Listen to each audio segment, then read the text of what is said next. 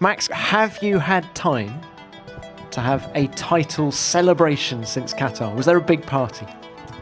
I mean, nothing major, just a little bit with friends, and I mean, it was also just nice to be home a little bit before, you know, heading into this triple header. So yeah, nothing too crazy. Really excited, you know, these 2 coming weekends are the most important for me. I want to do really well around these places, so looking forward massively to it. From the last 2 events, things that we were doing were not right for us. It was quite obvious when you look back and sit back and look at things that we were doing. So I really hope that in the coming weekends we can transform our form.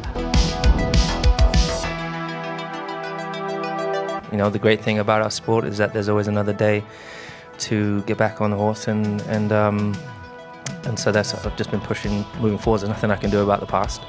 There's definitely things we can learn from. I can learn from, which I have, and just now focused on getting back in and excited for, you know, these next races that are coming up, especially the back-to-backs.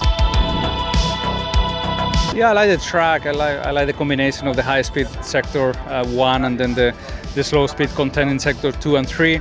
A lot of opportunities for overtaking into 10-12 and also into 10-1. Very unique corner, very steep uphill, and then very wide entry. So a lot of racing line possibilities there. So we have the sprint race on Saturday and the main race on Sunday. So plenty of opportunities to put a good show for the fans.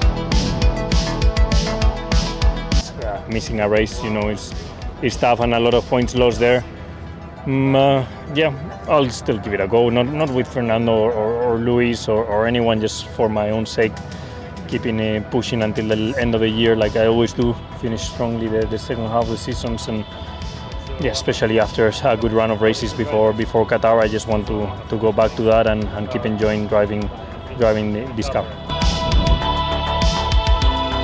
I mean, even if your car fits the track, you can still get it very wrong because you've only got very few laps in FP1 to get the car sorted for the rest of the weekend. And if you do any mistakes in this FP1 in terms of setup direction, this can have a big influence and a much bigger influence than anything else over the whole weekend. So it's going to be super important to be on it from the first lap tomorrow. And but if we have a good FP1, then we can expect a good weekend here. I don't think many people just many people in the world get to achieve such a thing. So that, and also people who do enter Formula 1, you know, not many people get to stay for a full 100. So I do want to stay for many more, and I think that's still my next target. But 100 races, a lot of ups and downs, a lot of great memories, good success. So pleasant journey so far. Scary, to be honest, how quick life is passing by, and it's sort of a reminder that you need to make the most of every single day, because I still feel like an 18-year-old kid and I still feel new to Formula 1, but I've been here 5 years. But I think it's a good thing because I feel like I've only just begun and I've got such a long way ahead of me.